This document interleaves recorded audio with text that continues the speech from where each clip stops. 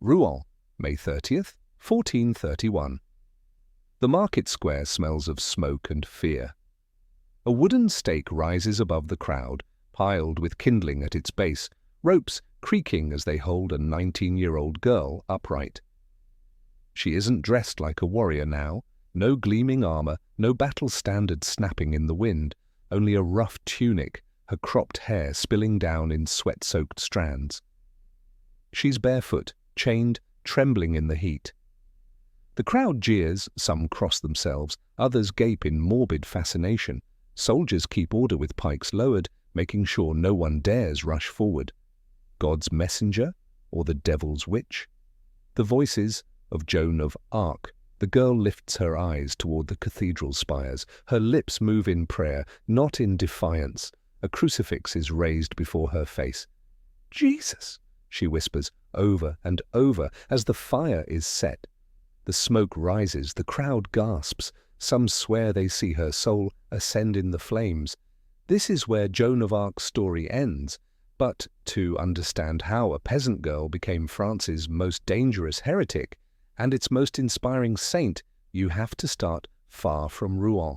Back in a village no one outside the region had heard of, a village called Domremy. You walk the dirt roads of Domremy, deep in the Duchy of Bar, in the year 1412. It's not much of a place. A handful of thatched roof houses crouch along the banks of the Meuse River, chickens scratching in the dust, smoke curling from hearths where bread hardens in the fire. Life is brutal, but ordinary, planting in spring, harvesting in autumn, mending in winter, praying in between. The 100 Years' War is out there, rumors of English armies, burned villages, massacres. But for now, Domremy clings to its little pocket of survival.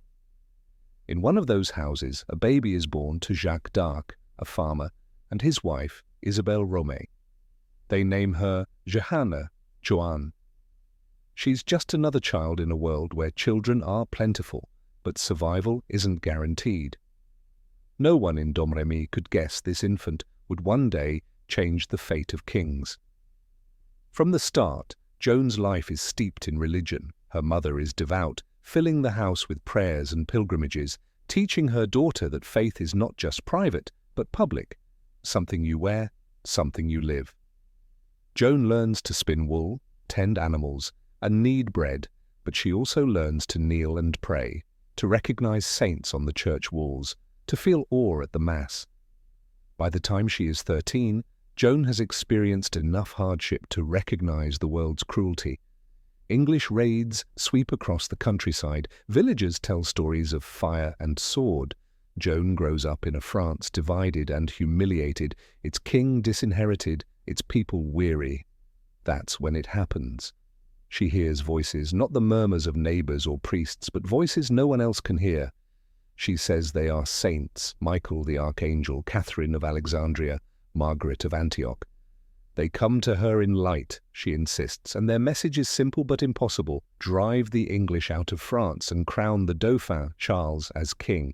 Imagine being 13, a farm girl who cannot read or write, and suddenly believing God has chosen you for a mission that would terrify seasoned warriors. Joan doesn't dismiss it as madness or fancy. She believes it with a conviction that will not bend. And conviction, in a world racked by fear, is a weapon sharper than any sword.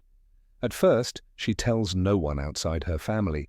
She prays harder, attends Mass daily, confesses often. But the voices are relentless. They do not ask, they command. And Joan, stubborn as the land she works, cannot ignore them. Years pass. Joan grows into a tall, strong young woman with fiery eyes and a reputation for honesty. In 1428, at 16, she finally acts. She convinces a local noble, Robert de Baudricourt, commander of Vaucouleurs, to hear her plea. He laughs.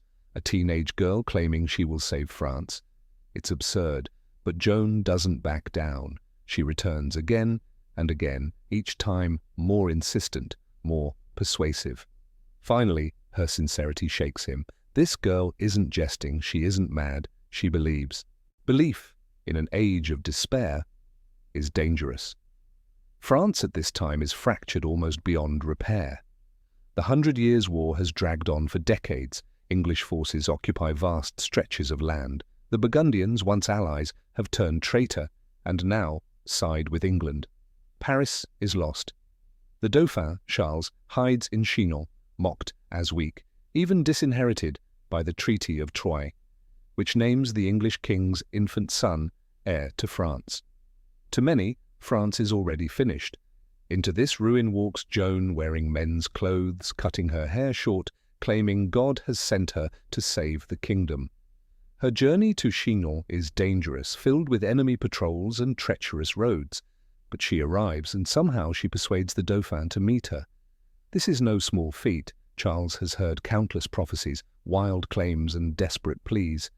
But Joan is different. When she enters the hall at Chinon, Charles hides among his courtiers, disguised to test her. She walks straight to him, kneels, and addresses him as the Dauphin. No hesitation. No doubt. Those who witness it are stunned. Joan speaks with the authority of someone utterly convinced that God is with her. Charles hesitates, but his advisers press the matter. What harm in testing her further? She is sent to Poitiers, where theologians interrogate her for weeks. They try to trap her with trick questions, but Joan answers simply, directly, sometimes with flashes of wit that leave learned men speechless. When asked if she is in God's grace, a question designed to condemn her no matter what she says, she replies, "If I am not, may God put me there. If I am, may God so keep me." It's the kind of answer no scholar can refute. She passes. The Dauphin gives her armor, a sword, and most importantly, a banner. Not a weapon of war, but a symbol, a white flag emblazoned with lilies and the names of Jesus and Mary. Joan declares she will carry it, not a sword, into battle. The soldiers scoff at first. A girl? A virgin who has never seen combat? But when she speaks, they listen. She exudes a certainty they lack. Where they see endless defeat, she sees divine destiny. She tells them they will lift the siege of Orléans, that God has willed it. And for the first time in years, hope flickers. This is where the story teeters on the edge of myth and history. Did Joan of Arc truly hear voices from heaven? Or did she harness the desperation of a broken people and embody the faith they craved? What cannot be denied is this. A teenage peasant girl with no training, no education, and no noble lineage was about to ride at the head of France's armies.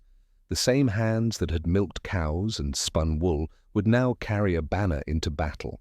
And as she mounted her horse, armor gleaming, banner snapping in the wind, the soldiers cheered. For the first time in a generation, they believed they could win. Joan's story was no longer the whisper of voices in a Domremy field.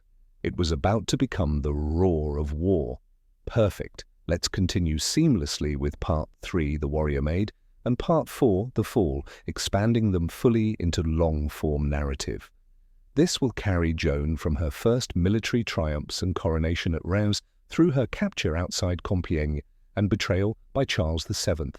I'll keep the same NYT bestseller/podcast narrative style, suspenseful, cinematic, historically detailed, but told in a fluid, immersive way. The spring of 1429. Orléans is choking. The city has been under English siege for months, its people starving, its defenders exhausted. Orléans is more than just another city. It is the gateway to the Loire Valley, the key to France's survival. If it falls, the Dauphin's claim collapses with it. Into this stalemate rides Joan. She is 17 years old, clad in shining armor, carrying a banner rather than a sword. The soldiers look at her with suspicion, some with laughter. But when she speaks, her voice is clear, commanding. She tells them God has sent her. She tells them they will win. It sounds impossible. But sometimes in war, belief matters more than logistics. On April 29th, Joan enters Orléans through a side gate, her banner snapping above her. Crowds line the streets, weeping, cheering, reaching to touch her as though she is already a saint. For the first time in months, the people believe they will survive. Hope is a weapon, and Joan wields it as deftly as any blade. Her effect on morale is immediate. Where seasoned commanders hesitated, Joan urges attack. She is fearless, almost reckless, riding into danger without hesitation. Soldiers who once scoffed now follow her lead, swept up in her certainty. On May 7th, she leads an assault on the English stronghold of Les Tourelles. Arrow in her shoulder bleeding, she refuses to retreat. Instead, she rallies the men, and when they charge again, the English break. The siege is lifted. Orléans is free. Word spreads like wildfire. The Maid of Orléans has delivered a miracle. It doesn't stop there. Joan presses the Dauphin to march to Reims, the traditional site of French coronations. It's madness. English and Burgundian forces stand in the way, and Charles is cautious to the point of cowardice. But Joan insists. She tells him God has willed it, and Charles, for once, listens.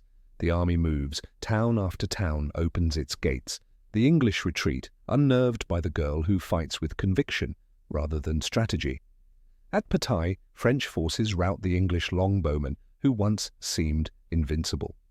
On July 17, 1429, Charles is crowned King Charles VII in the cathedral at Reims.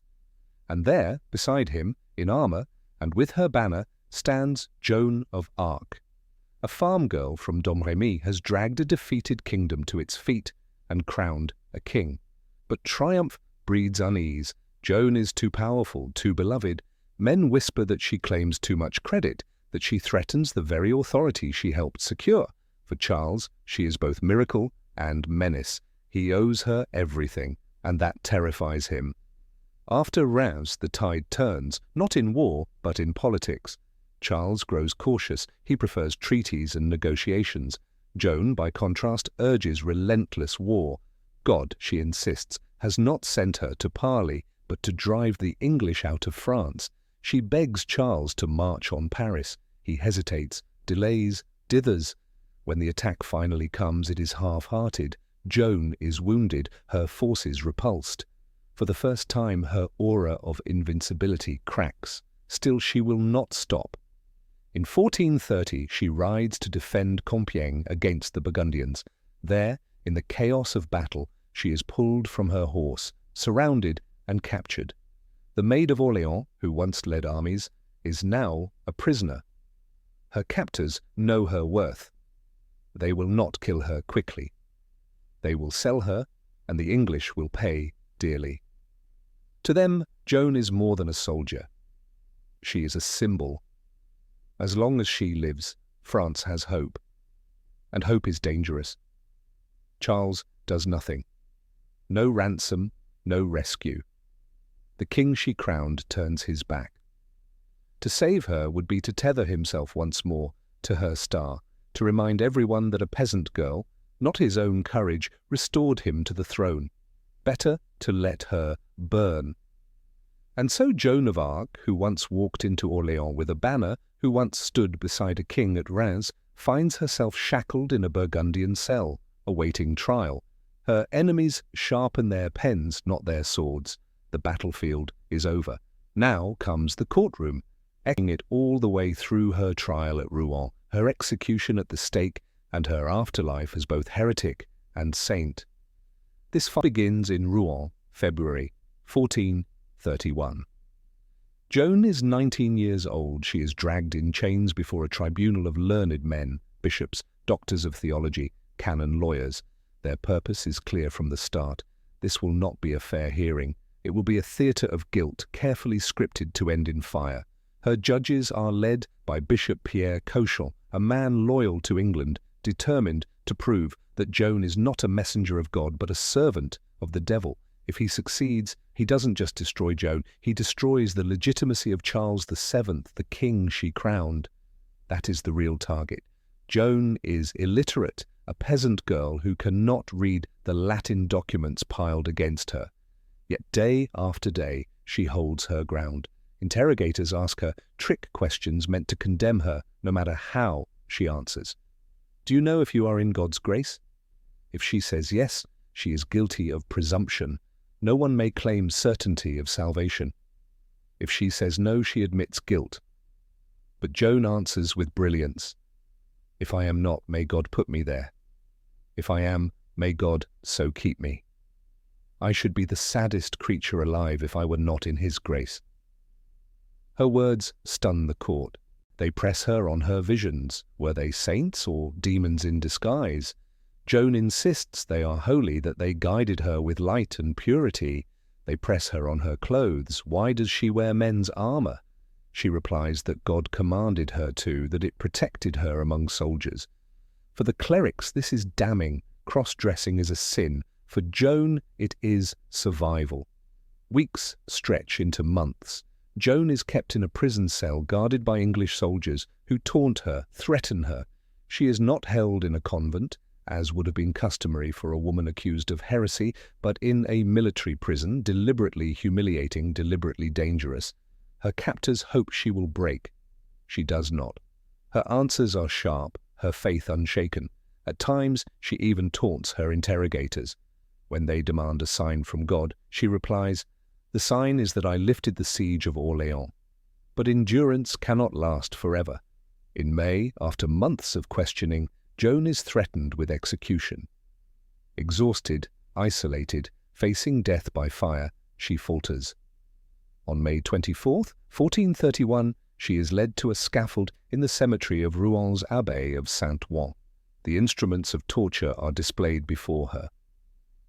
Under pressure, she signs a document she cannot read, an abjuration, confessing her sins, promising to never again wear men's clothing. For the judges, this is victory. Joan is not burned, but sentenced to life in prison. The English grumble. They wanted flames, not confinement. But, for a moment, Joan's life is spared. It doesn't last.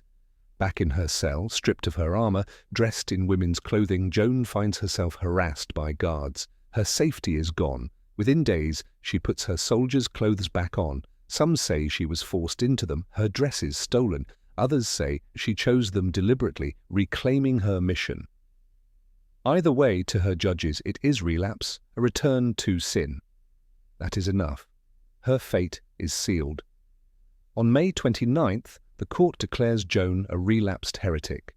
The next morning, she is led to the marketplace of Rouen. The square is packed, soldiers line the streets, the crowd murmurs prayers and curses alike. Joan walks barefoot, chained, clutching a crucifix. She begs for a cross, and one is hastily fashioned from 2 sticks tied together. She holds it tightly as she mounts the scaffold. At the stake, she asks for a priest to hold a crucifix before her eyes. She prays. She cries out the name of Jesus again and again. The flames are lit. Smoke rises thick and choking. Witnesses say she never flinched, never cursed, never recanted her visions. As the fire engulfs her, her final word is Jesus. The crowd is stunned. Some weep. Even her enemies are shaken by her courage. The executioner, terrified he has damned himself, later swears he saw her soul ascend in the smoke. When the fire dies, the English rake through the ashes to ensure no relic remains. They scatter her remains in the Seine. No bones, no shrine, no physical memory. Only the story. But the story does not end there. 25 years later, in 1456, after the war has shifted and Charles VII has secured his throne, the Church reopens Joan's case. Witnesses testify to her piety, her visions, her courage. The trial that condemned her is declared null and void. Joan is pronounced innocent, a martyr of faith and politics. Centuries later, her legend grows. To monarchists, she is a symbol of divine kingship. To revolutionaries, she is a symbol of the people's power. To feminists, she is a symbol of defiance. To Catholics, she is a saint, canonized in 1920. Today, statues of Joan stand in Rouen, in Orléans, in Paris, in Domremy. She is remembered not as a heretic, but as the Maid of Orléans, the girl who heard voices and changed a kingdom.